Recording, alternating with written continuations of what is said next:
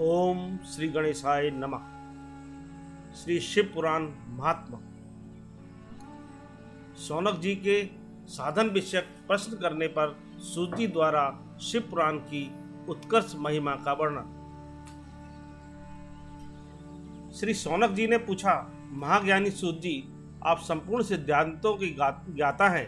प्रभु, मुझसे प्राणों की कथाओं के सार तत्व का विशेष रूप से वर्णन कीजिए।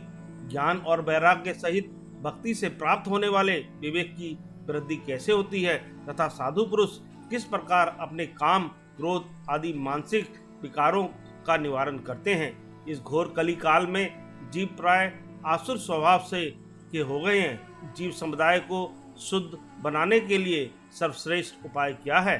आप इस समय मुझे ऐसा कोई शाश्वत साधन बताइए जो कल्याणकारी वस्तुओं में भी सबसे उत्कृष्ट एवं परम मंगलकारी हो तथा पवित्र करने वाले उपायों में भी सर्वोत्तम पवित्र कारक उपाय हो। तात वह साधन ऐसा हो जिसके अनुष्ठान से शीघ्र ही अंतःकरण की विशेष शुद्धि हो जाए तथा उससे निर्मल चित्त वाले पुरुष को सदा के लिए शिव की प्राप्ति हो जाए। श्री सूत जी ने कहा, मुनि श्रेष्ठ शौनक, तुम धन्य हो, क्योंकि तुम्हारे हृदय में पुराण कथा सुनने का विशेष प्रेम एवं लालसा है। इसलिए मैं शुद्ध बुद्धि से विचार कर तुमसे परम उत्तम शास्त्र का वर्णन करता हूँ। बस वह संपूर्ण शास्त्रों के सिद्धांत से संपन्न भक्ति आदि को बढ़ाने वाला तथा भगवान शिव को संतुष्ट करने वाला है। कानों के लिए रसायन अमृत स्वरूप तथा दिव्य है, तुम उसे श्रवण करो। मुने, वह परम उत्तम शास्त्र है। शिव पुराण, जिसका पूर्व काल में भगवान शिव ने ही प्रवचन किया है, यह काल रूपी सर्प से प्राप्त होने वाले महान त्रास का विनाश करने वाला उत्तम साधन है। गुरुदेव व्यास ने सनत कुमार मुनि का उपदेश पाकर बड़े आदर से संक्षेप में ही इस पुराण का प्रतिपादन किया है। इस पुराण के प्रणयन का उद्देश्य है कलयुग में उत्पन्न होने वाले मनुष्यों के परम हित का साधन। यह शिव पुराण परम उत्तम शास्त्र है। इसे इस भूतल पर भगवान शिव का भाम्य स्वरूप समझना चाहिए और सब प्रकार से इसका सेवन करना चाहिए। इसका पठन और श्रवण सर्वसाधन रूप है। इससे शिव भक्ति पाकर श्रेष्ठतम स्थिति में पहुंचा हुआ मनुष्य शीघ्र ही शिव पद को प्राप्त कर लेता है। इसलिए संपूर्ण यत्न करके मनुष्यों ने इस पुराण की पढ़ने की इच्छा की है अथवा इसके अध्ययन को अभिष्ट साधन माना है। इसी तरह इसका प्रेम पूर्वक श्रवण भी संपूर्ण मनोवांछित फलों को देने वाला है।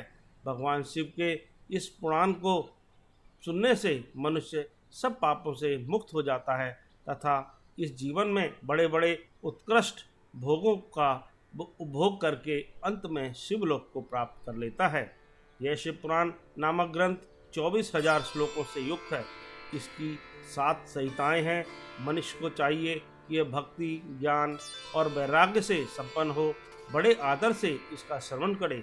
7 संहिताओं से युक्त यह दिव्य शिव पुराण परब्रह्म परमात्मा के समान विराजमान है और सबसे उत्कृष्ट गति प्रदान करने वाला है।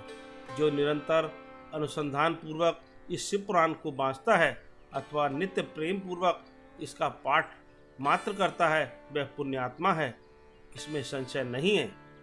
जो उत्तम बुद्धि वाला पुरुष अंतकाल में भक्ति पूर्वक इस पुराण को सुनता है, उस पर अत्यंत प्रसन्न हुए भगवान महेश्वर इसे अपना पद प्रदान करते हैं। जो प्रतिदिन आदर पूर्वक इस शिव महापुराण का पूजन करता है, वह इस संसार में संपूर्ण भोगों को भोग कर अंत में भगवान शिव के पद को प्राप्त कर लेता है। जो प्रतिदिन आलस्य रहित हो रेशमी वस्त्र आदि के वेष्टन से इस शिव पुराण का सत्कार करता है, वह सदा सुखी होता है। यह शिव पुराण निर्मल तथा भगवान शिव का सर्वस्व है। जो इहलोक और परलोक में भी सुख चाहता है, उसे आदर के साथ प्रयत्नपूर्वक इसका सेवन करना चाहिए। यह निर्मल एवं उत्तम शिव पुराण धर्म, अर्थ, काम और मोक्ष रूप चारों पुरुषार्थों को देने वाला है। अतः सदा प्रेम पूर्वक इसका श्रवण एवं विशेष पाठ करना चाहिए। इति श्री प्रथम अध्याय समाप्त। जय महाकाल।